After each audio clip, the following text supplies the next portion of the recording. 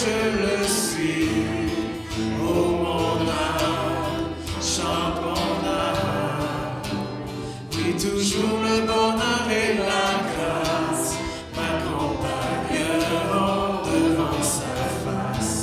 Dans sa présence, tellement de joie, tellement de joie. Et tant qu'il se trouve auprès de moi, aucun mal, mon âme, tu ne craindras. Et dans son temps, je reviendrai, je reviendrai. Et si je traverse encore la vallée de l'ombre de la mort, oh mon âme, chante mon âme, puisqu'il m'aime le premier, non rien ne pourra me séparer de son amour, de son amour.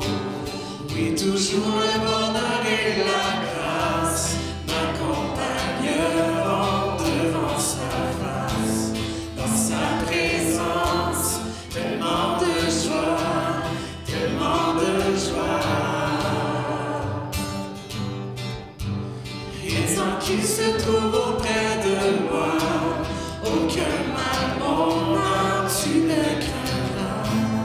Et dans son temps, je reviendrai, je reviendrai. Yahweh, Yahweh, tu fais briller sur moi ton soleil. Yahweh, Yahweh, ta lumière chasse au loin les ténèbres. Yahweh, Yahweh, ta parole éclaire mon sentier. Yahweh, Yahweh, Yahweh. Où il viendra me chercher, et dans sa maison j'habiterai.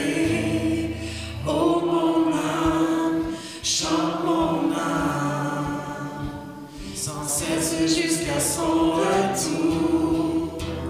Oh, mon âme chante son amour tous les jours, tous les jours.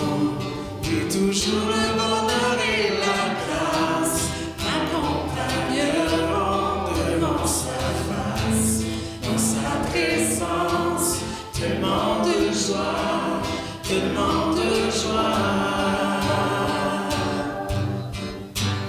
Et tant qu'il se trouve auprès de moi, aucun mal, mon âme, tu ne craindras.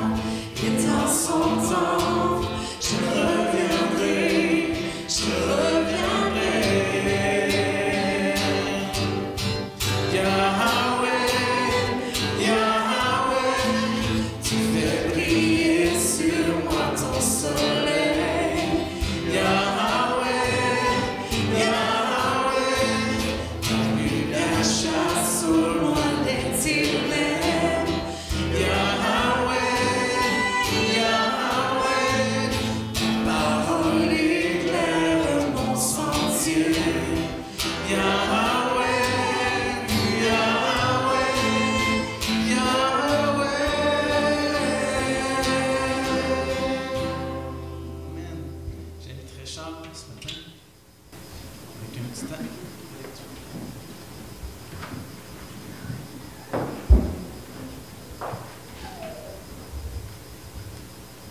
Père éternel, nous te rendons la grâce pour ta fidélité dans l'accomplissement de tes promesses.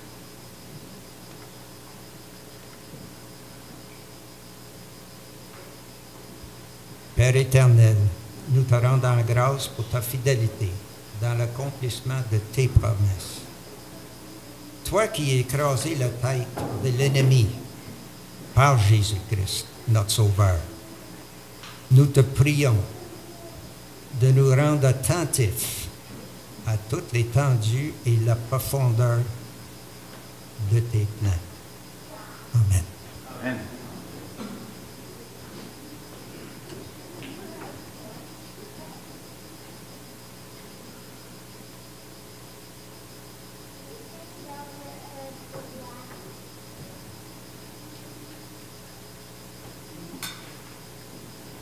Bonjour, ce matin, nous continuons notre étude sur le psaume 23.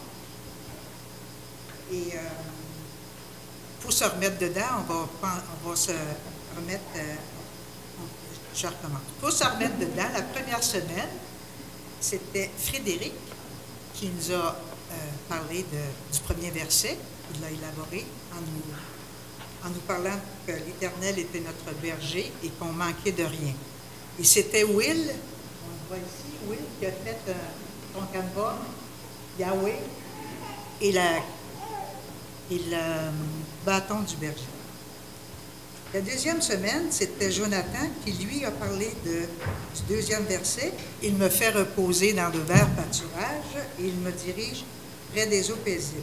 C'était Lucie qui a fait ce beau canevas. On voit très bien l'illustration du verset. Ensuite, c'était la troisième semaine, c'était Jacob. Jacob a développé la pensée du verset « Il restaure mon âme ». Et c'était Camille et Marie-Michel qui ont fait un canevas assez inspirant, je trouve. Oui, il restaure notre âme. Et la semaine passée, c'était encore Jacob qui, lui, a développé le verset « Il me conduit dans les sentiers de la justice à cause de son nom ». Et voici le canevas fait par Eva. Il me conduit, c'est en 3D, vous voyez? On voit la croix. Puis là, il s'en va avec ses petits bergers, avec ses petits moutons. Il nous conduit dans le sentier de la justice, qui est le Christ, à cause de son nom.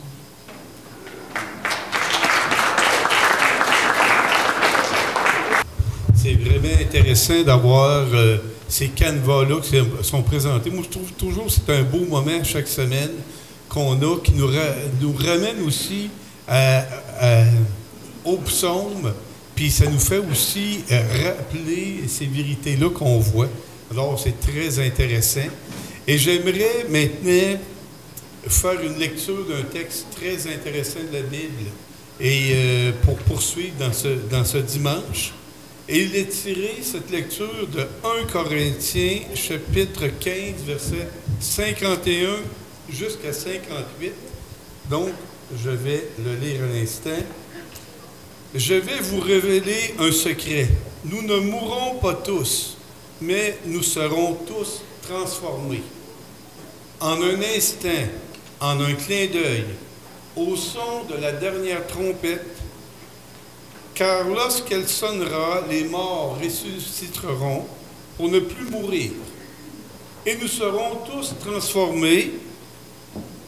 En effet, ce qui est périssable doit se revêtir de ce qui est impérissable. Ce qui meurt doit se revêtir de ce qui est immortel. Lorsque ce qui est périssable sera revêtu de ce qui est impérissable et que ce qui meurt sera revêtu de ce qui est immortel, alors se réalisera cette parole de l'Écriture. La mort est supprimée, la victoire est complète. Quel beau moment ce sera lorsque ce sera ça. La mort sera supprimée. Alors on pourra aussi crier, mort, où est ta victoire? Mort, où est ton pouvoir de tuer? La mort tient du péché son pouvoir de tuer, et le péché tient son pouvoir de la loi. Mais loué soit Dieu qui nous donne la victoire par notre Seigneur Jésus-Christ. Ainsi, mes chers frères, montrez-vous fermes et inébranlables. Soyez toujours plus actifs dans l'œuvre du Seigneur, puisque vous savez que la peine que vous vous donnez dans la communion avec le Seigneur n'est jamais perdue. Quelle belle parole, tirée de la parole de Dieu, bien entendu. Et Patrice, je t'invite pour la suite. Bon matin. Donc, on poursuit avec l'étude du psaume 23. On va voir ici, on est rendu au passage « Quand je marche dans la vallée de l'ombre de la mort, je ne crains aucun mal, car tu es avec moi. » Pour l'enseignement, je vais prendre un moment pour regarder, je pense, le bout qui concerne la vallée de l'ombre de la mort. Je vais essayer d'avancer. OK. Ici, sur le passage sur la vallée de l'ombre de la mort, il y a deux niveaux de signification. On peut le prendre à deux niveaux. Il y a un niveau qui est immédiat, qui nous vient. Dans tous les cas, on ne peut pas prendre ça d'un point de vue littéral, au sens où David, en écrivant son psaume, lorsqu'il parle de la vallée de l'ombre de la mort, il ne parle pas d'une région dans le monde où il allait passer. On comprend qu'il y a une image qui est, on pourrait dire, poétique ou qui évoque quelque chose. Mais comment on va comprendre ce qui est évoqué par la vallée de l'ombre de la mort? Je vais regarder deux niveaux qui se chevauchent, qui sont les deux présents, mais qui nous amènent à considérer deux ensembles d'éléments. Un niveau plus immédiat et un niveau à plus long terme au prisme de Christ. Donc, ça va être là-dessus, surtout que je vais m'arrêter, mais avant, j'y vais avec le plus limpide, ce qu'on peut faire le plus rapidement. Le reste, quand je traverse la vallée de l'ombre de la mort, je ne crains aucun mal, car tu es avec moi. Là, je vais vous inviter à essayer de vous remémorer ce que Frédéric disait dans la prédication avec « Je ne manquerai de rien, l'Éternel est mon berger ». Si vous vous rappelez, il avait bien attiré notre attention que si on voit bien l'Éternel, qui est notre berger, on comprend pourquoi on ne manquera de rien. On n'a pas besoin de s'attarder trop là-dessus. Donc ici, je fais la même invitation. Si on se rappelle qui est l'Éternel, qui est avec nous, on comprend assez bien qu'on n'a pas à craindre le mal en tant que tel. Donc, on va aller sur la vallée de l'ombre de la mort. À court terme, qu'est-ce que ça peut évoquer? S'il y a quelque chose de poétique, bien, la première chose habituellement qui nous vient à l'esprit et qui est tout à fait valide, bien, c'est les épreuves. Des fois, on est dans des sommets, des fois, on est dans un creux, la vallée.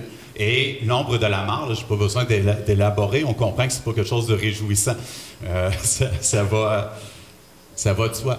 Donc, il y a ces épreuves-là. Et c'est sans doute un élément qui était visé par David en écrivant son psaume. Donc, quand on traverse des moments difficiles, il nous invite à ne pas craindre, puisque l'Éternel est avec nous, il est souverain, il est maître de toutes choses. Maintenant, si on examine ce psaume-là, qu'est-ce qu'il nous dit lorsqu'on regarde ça à la lumière de Christ, au prisme de Christ? On peut se rappeler qu'on est nous-mêmes des voyageurs ou des pèlerins dans ce monde où on est étranger. Et d'une certaine façon, ici, la vallée, c'est un lieu. Ce lieu-là, ça peut être pas seulement les moments de nos épreuves, mais cette vie tout entière dans le moment du monde déchu. Et l'ombre de la mort, c'est cette réalité-là qui est associée à ce lieu-là. Là, j'y vais de façon générale, c'est peut-être un peu vague, où c'est que je m'en vais avec ça. On va essayer de regarder qu'est-ce que c'est que la mort, la vallée de l'ombre de la mort. Bon, qu'est-ce que c'est que la mort? Si on essaie de regarder ça à la lumière de ce que Christ a accompli à la croix, si on va en Hébreux 2, donc ici, dans le contexte, l'auteur aux Hébreux va faire référence à Christ. Tu as mis toutes choses sous ses pieds, donc l'Éternel qui a mis toutes choses sous les pieds de Christ. En effet, en lui soumettant toutes choses, Dieu n'a rien laissé qui ne lui soit soumis. Cependant, nous ne voyons pas encore maintenant que toute chose lui soit soumise. Donc, c'est des fois ce qu'on appelle le maintenant, le pas encore. Il y a déjà quelque chose d'accompli, mais on ne le voit pas encore maintenant. Mais celui qui a été abaissé pour un peu de temps au-dessus des anges, Jésus, nous le voyons couronné de gloire et d'honneur à cause de la mort qu'il a soufferte. Ainsi, par la grâce de Dieu, il a souffert la mort pour tous. Je passais quelques versets. Ensuite, ainsi donc, puisque les enfants participent au sang et à la chair, les enfants de Dieu, c'est dans le contexte, il y a également participé lui-même afin que, par la mort, il rende impuissant celui qui avait la puissance de la mort, c'est-à-dire le diable. Ainsi, il délivre tous ceux qui, par crainte de la mort, étaient toute leur vie retenus dans la servitude. On entrevoit déjà ici ce qu'on peut résumer en disant que Christ a vaincu la mort à la croix. On aurait la même chose dans 1 Corinthiens 15. C'était le passage qui était lu en lecture parallèle tout à l'heure. Donc, si je vais dans la deuxième partie du verset 54, alors se réalisera cette parole de l'Écriture, la mort est supprimée, la victoire est complète. Mort, où est ta victoire? Mort, où est ton pouvoir? Mais loué soit Dieu qui nous donne la victoire par notre Seigneur Jésus-Christ. L'œuvre de la croix est, d'une certaine façon, la mise à mort de la mort. C'est l'accomplissement d'une promesse qui était là dès Genèse. Et la mort a toujours ce caractère un petit peu ambigu, parce que la mort, dès Genèse, elle nous est présentée à la fois comme une malédiction et une bénédiction. Une malédiction, on comprend bien. C'est pas réjouissant, la mort. Mais en même temps, il y a quelque chose de précieux, et c'est pour ça que l'arbre de la vie va être gardé. C'est que si on pouvait ne pas mourir, comment le péché serait enlevé? Comment il serait éliminé? On ne peut pas tuer ou éliminer les méchants, ou Dieu ne peut pas tuer les méchants, à moins de nous exterminer, nous aussi, ses enfants. Le mal est en chacun de nous. Même nous qui sommes rachetés, on est encore dans un temps dans ce cheminement-là. Et cette mort-là, elle est en même temps une bénédiction parce qu'elle est la possibilité de pouvoir restaurer ce qui a été corrompu par la chute, par le début. Donc cette mort-là, elle est à la fois une bénédiction parce qu'on peut en sortir, il peut y avoir cette restauration-là, mais elle est quand même quelque chose d'éprouvant tant qu'elle est là. Et ici, ce qui est annoncé, c'est que pour les personnes qui se placent sous la souveraineté de Christ, il y a justement cette victoire-là qui est acquise. Donc, en d'autres termes, il y a la formule là, de John Owen qui dit bien la chose, c'est la mort de la mort par la mort de Jésus-Christ. Ou dit autrement, la mort n'est plus qu'une ombre. Et là, en disant la mort n'est plus qu'une ombre, on peut retourner à notre passage. Lorsque je traverse, ou quand je traverse la vallée de l'ombre de la mort. Donc, à la lumière de Christ, cette vie-ci est un peu comme une vallée où il y a l'ombre de la mort, mais ce n'est précisément seulement qu'une ombre. C'est quelque chose qui a été vaincu par Christ. Ici, deux remarques. Première remarque, c'est qu'il n'y a pas d'ombre sans lumière. S'il n'y a pas de lumière, il n'y a pas d'ombre. Qui est la lumière ici? C'est Christ. L'ombre de la mort, elle est là, dans cette vie-ci aussi, mais pour nous renvoyer ou pour nous ramener à un plan plus global. L'objectif n'est pas simplement, par des progrès de la médecine ou je ne sais pas trop quel truc, d'avoir une immortalité dans un monde déchu, pécheur, où le mal se perpétue. L'objectif, c'est cette victoire qui est la restauration. La mort, c'est pas tant l'objectif de vaincre la mort, c'est plutôt que vaincre la mort est la condition, en quelque sorte, pour passer à la restauration du monde. Et donc, se rappeler que ce qui nous est renvoyé par la mort, ça a de sens, surtout à la lumière de Christ. En pratique aussi, ici, ça reste important de saisir à la fois la réalité de ça, c'est-à-dire que si réellement on considère que la mort a été vaincue, que cette vie, la vallée où il y a cette ombre quand même de la mort qui est tout le temps présente, si on considère que c'est réel, on comprend qu'on n'a pas à craindre, puisque c'est un peu comme le soir quand on est jeune et on voit l'ombre de quelque chose qui a l'air d'être un monstre, quelque chose d'effrayant, jusqu'à temps qu'on se rende compte que c'est une plante sur le bord de la fenêtre puis qui projette l'ombre un peu. On n'a pas à être réellement effrayé. Si réellement la mort est vaincue, que c'est que l'ombre, on n'a pas à craindre ça aussi si on appartient à Christ, si on est destiné à Christ. En même temps, on doit faire attention parce que l'ombre, elle a quand même une réalité. Elle est quand même là. C'est les 2 points ici que j'ai mis en dessous. L'ombre n'est pas une ombre complètement pour tout le monde. C'est-à-dire qu'il y a la mort physique, mais il y a la mort spirituelle aussi, le détachement par rapport à Dieu. Et si on confesse Christ, si on se place sous l'autorité de ce que lui a accompli à la croix pour nous, puisqu'il l'a accompli et qu'on s'associe à lui, qu'on lui appartient, on est au bénéfice aussi de Christ. Donc, la mort n'est qu'une ombre, il l'a vécu pour nous. Mais si ce n'est pas le cas, on n'est pas simplement séparé de Christ maintenant dans nos croyances, mais ça veut dire qu'on est aussi séparé de l'œuvre qu'il a faite.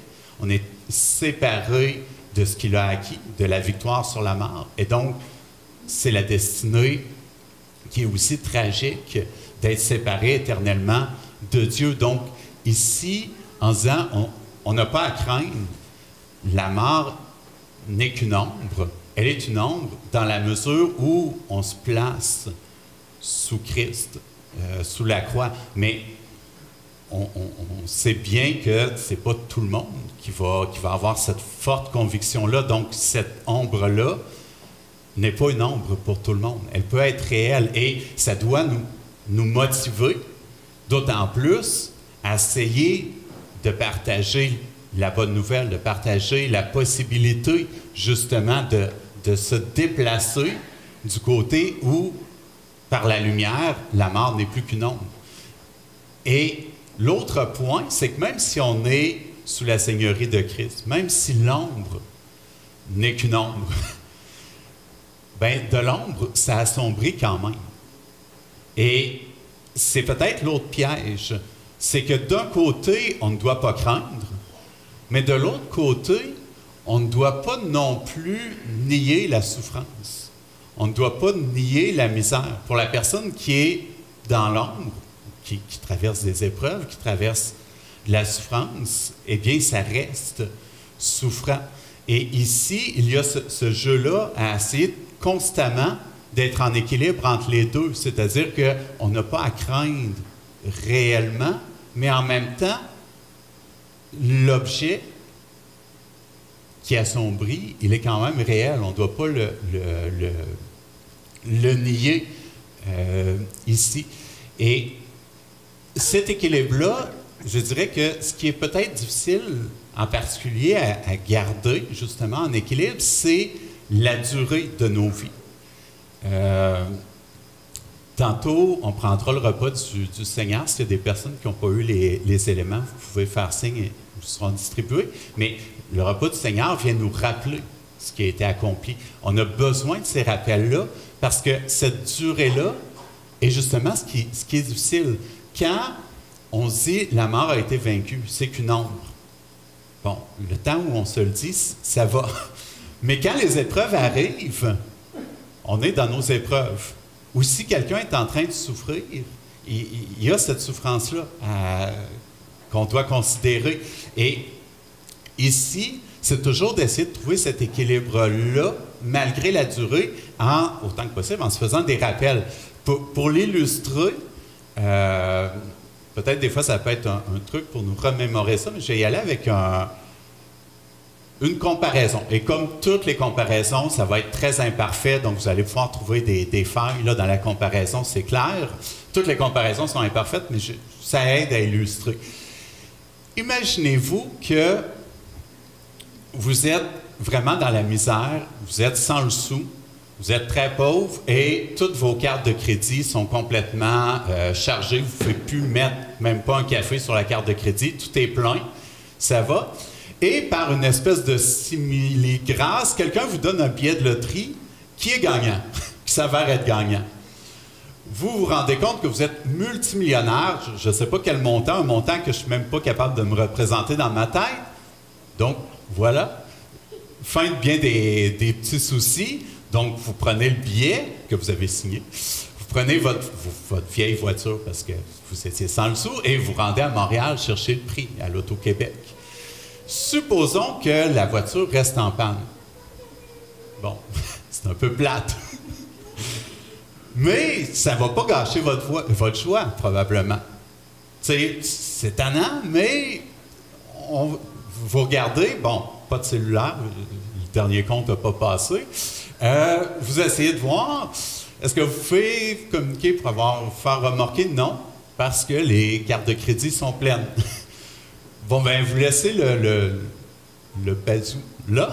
Vous dites, j'ai marché, c'est quand même pas si pire, quand même que ça me prendrait quelques jours. C'est la dernière fois que je fais ça de ma vie. Vous faites du pouce en même temps, les voitures ne vous prennent pas, mais est-ce que ça va gâcher votre choix? Est-ce que ça va gâcher votre espérance de vous rendre? Probablement pas. S'il commence à pleuvoir, ben, ça va être assombrissant pour de vrai. Vous allez être détrempé pour de vrai. Ça va être une épreuve réelle. Mais probablement que ça ne vous enlèvera pas votre joie ni votre espérance de vous rendre au bout. Vous dites, c'est juste, ça va être plus long, mais je vais y parvenir. Donc, si on était dans une dynamique comme ça, l'objectif, ce qui a été acquis, viendrait compenser pour toutes les difficultés sur le chemin. Maintenant, je vais varier l'exemple un peu. Au lieu de vous rendre à Montréal, chercher le gros lot, supposons que c'est, je ne sais pas trop où, mais au lieu, tu sais, si jamais il faut y aller à pied, ça prend un certain temps, mais on sait qu'on y arrive, dans l'année sûrement. Hein? Supposons maintenant que pour vous rendre chercher le prix, ça prenne 5 ans. Ou, tiens, supposons que ça prend 38 ans. Ou 74 ans. Est-ce qu'à chaque fois qu'il y a une voiture qui ne vous prend pas sur le pouce, vous allez avoir la même joie, la même espérance en vous disant c'est la seule dernière fois que je vis ça? Probablement que plus la durée est longue, plus on va perdre de vue ce qui a été acquis. Et ici, avec la mort qui est devenue une ombre, c'est toujours un peu le risque qui nous guette. C'est-à-dire qu'il y a quelque chose d'acquis qui est inimaginable. On est promis, en quelque sorte, à un monde où il n'y aura plus de péché, où il n'y aura plus de souffrance. Ce qu'on vit présentement, c'est la seule fois qu'on vit ça comme ça, avec ces épreuves-là. Ensuite, ça va être fini. Fini, pas parce qu'il n'y a plus rien, mais fini parce qu'on passe à autre chose, à une restauration. Mais si on avait cette assurance-là que ça arrive avant la fin du culte, c'est pas si peu. Tu sais, on se dirait, on supporte bien ça. Mais là, de ne pas savoir c'est quand, et de se dire, ça peut prendre encore des siècles aussi, on ne sait pas c'est quand, bien, ça fait en sorte qu'on peut perdre de vue ce trésor-là qui nous est acquis par Christ, en quelque sorte. Et ça peut venir jouer aussi sur qu'est-ce qu'on fait de la souffrance. Parce que la souffrance, elle est réelle. Et si, je reprends ma comparaison de tantôt, mais s'il pleut sur la route, si quelqu'un vient nous tendre un parapluie, c'est quand même appréciable. Tu sais, on ne va pas dire, c'est pas grave, j'en ai pas... Non, ça va être quand même appréciable. Et il y a bien des choses qu'on peut faire, même si les choses sont temporaires. Et on peut penser à l'image des soins palliatifs. Une personne en fin de vie, Les soins palliatifs, ça va être des soins pour alléger sa souffrance. Mais on nous viendrait probablement pas en tête de se dire on va la laisser souffrir, de toute façon, elle va mourir dans un mois. On ne se dirait pas ça. Le fait que la personne a une faim, on ne va pas dire que c'est une raison pour ne pas s'en occuper. Et d'une certaine façon, c'est vrai si la personne en fin de vie, si sa fin de vie est dans 2 semaines ou si elle est dans 74 ans, d'une certaine façon aussi. Tout va terminer, la mort a été vaincue, mais entre-temps, faisons-nous des soins palliatifs les uns les autres. Même si notre fin de vie est peut-être dans 74 ans, je ne sais pas ce que j'ai avec ce chiffre-là aujourd'hui, même si c'est très loin, vous comprenez, on peut tout de même se faire ces éléments-là dans le passage en 1 Corinthiens, qui a été lu tantôt. Si je vais, donc, mort, où est ta victoire? Où est ton pouvoir de tuer? Remarquez comment ça s'articule au verset 58. Ainsi, montrez-vous ferme et inébranlable. Soyez toujours plus actifs dans l'œuvre du Seigneur, puisque vous savez que la peine que vous vous donnez dans la communion avec le Seigneur n'est jamais perdue. Il ne dit pas, tout ça va finir, endurez votre temps. Il va dire, soyez actifs. Soyez actifs. Donc, il y a ces 2 éléments-là. À quelque part, on n'a pas à craindre, mais en même temps, on ne doit pas nier les épreuves, la souffrance. On doit porter les fardeaux les uns les autres. On doit venir en support les uns les autres. Donc, si vous voulez, je vais prendre un court moment de prière avant de passer au repas. Père Tout-Puissant, je te prie de placer en nos cœurs ces paroles, que dans la vallée de l'ombre de la mort, que ce soit lors d'épreuves particulières, ponctuelles, ou que ce soit dans des moments de durée, d'ennui ou de réjouissance qui pourraient nous détourner de toi, qu'à tout moment, on puisse être bien ancré en Christ, qu'on puisse se rappeler que tout ceci est un moment, que la mort n'est qu'une ombre. Et je te prie aussi pour que les personnes qui n'ont pas encore eu la grâce de te connaître puissent te connaître. Je te prie de te révéler aux personnes qui ne te connaissent pas personnellement encore, par la grâce de ton Fils Jésus-Christ. Amen. Si vous voulez, on va prendre le repas du Seigneur.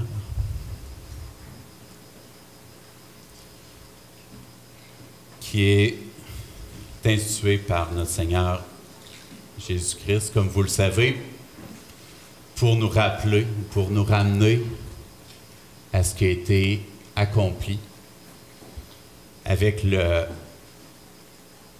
pain qui nous renvoie au corps du Christ, le corps qui a été rompu, littéralement,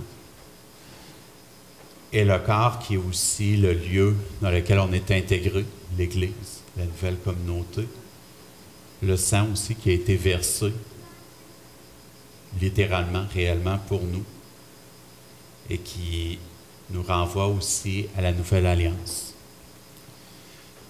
Je vais laisser un court moment pour qu'on puisse s'examiner chacun, et ensuite je vais lire le passage en 1 Corinthiens pour qu'on puisse prendre les éléments.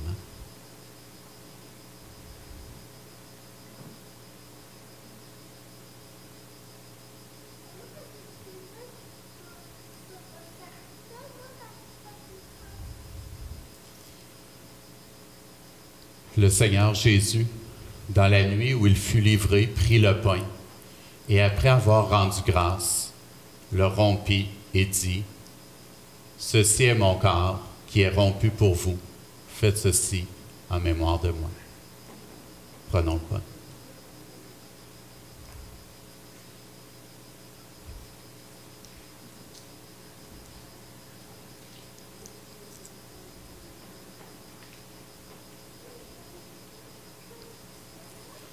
De même, après avoir soupé, il prit la coupe et dit, « Cette coupe est la nouvelle alliance en mon sang. Faites ceci en mémoire de moi toutes les fois que vous en boirez. Car toutes les fois que vous mangez ce pain, que vous buvez cette coupe, vous annoncez la mort du Seigneur jusqu'à ce qu'il vienne. » Buvons.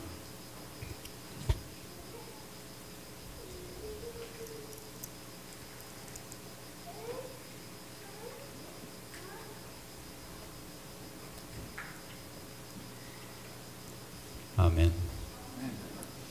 Rendons gloire au Seigneur pour ce qu'il a accompli et les occasions aussi de nous rappeler constamment ce qu'il a accompli, cette réalité pour nous. Je vais inviter Mélina et Élise pour la prière communautaire. Donc, on va prendre comme à l'habitude un moment de prière en communauté. Donc, un peu comme à l'habitude, il va y avoir des suggestions ici de prière. Et si vous voulez, vous pouvez faire un signe et quelqu'un va pouvoir vous apporter le micro.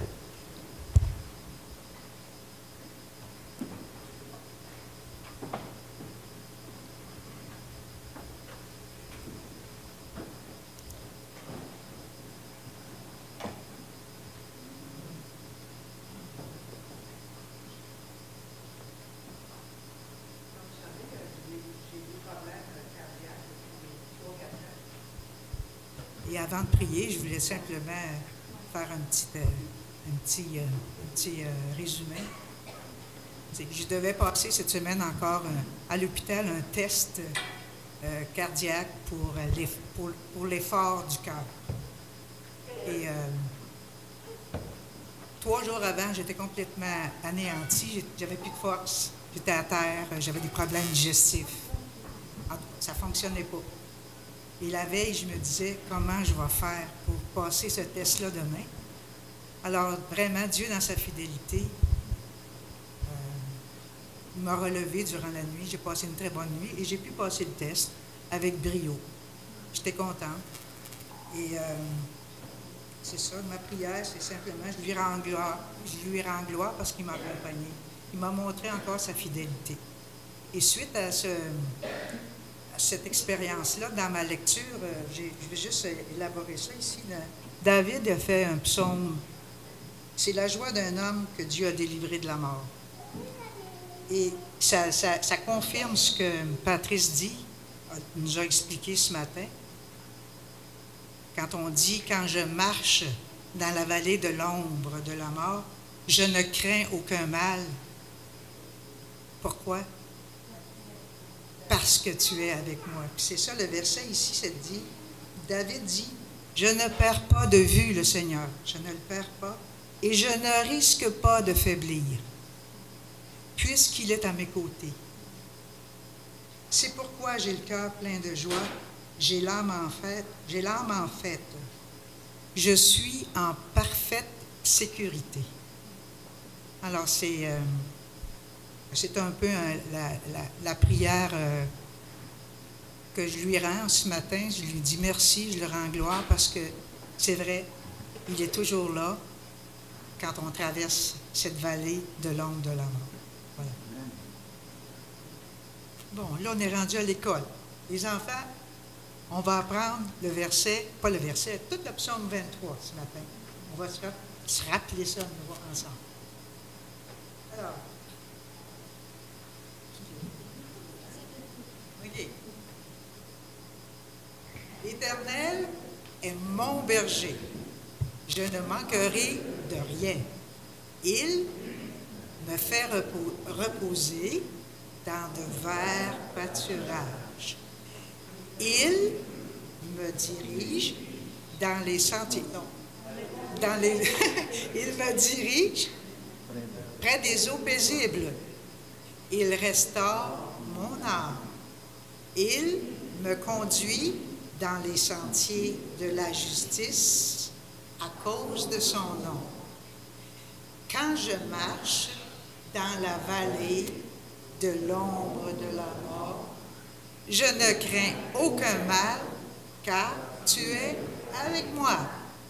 ton bâton et ta houlette me rassurent. Ah oui, tu dresses devant moi une table en face de mes adversaires. Ensuite, tu oins ma tête d'huile et ma coupe déborde. Oui, le bonheur et la grâce m'accompagneront tous les jours de ma vie, et j'habiterai dans ta maison. Voilà. Et j'habiterai tous les jours, jusqu'à la fin.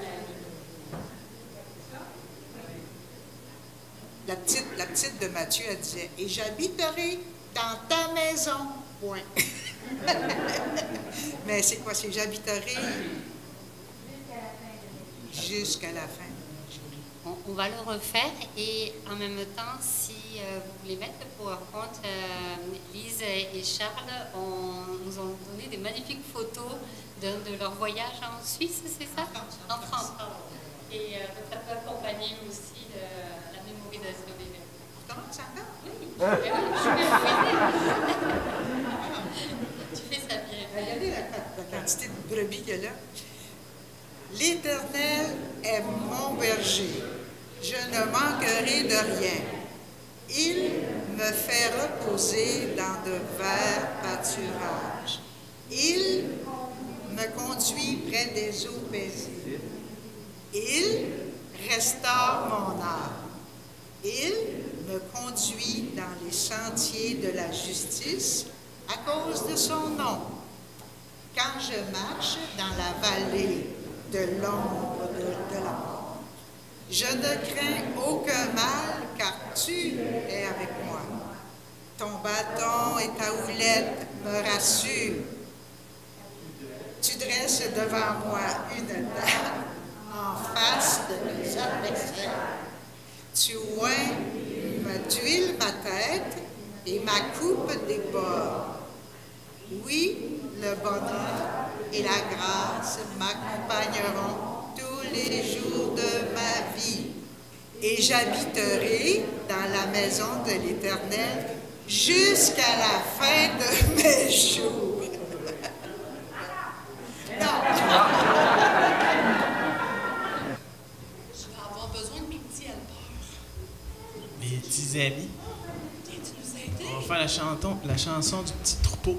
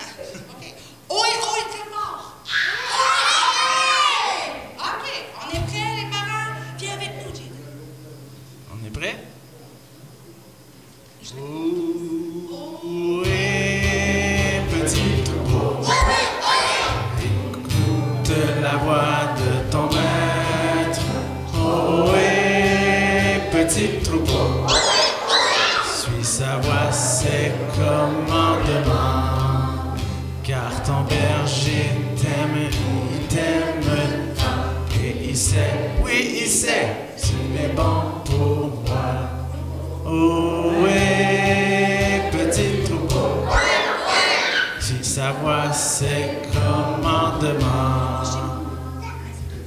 Est-ce que c'est les parents qui font plus fort, là? Là, je pense que c'est les parents qui le font plus fort. OK. OK. Ohé, petit troupeau, écoute la voix de ton maître. Ohé, petit troupeau, sa voix ses commandements. Car ton berger t'aime, il te conduira, il te guidera et te protégera. Ohé, petit troupeau, suis sa voix, ses commandements.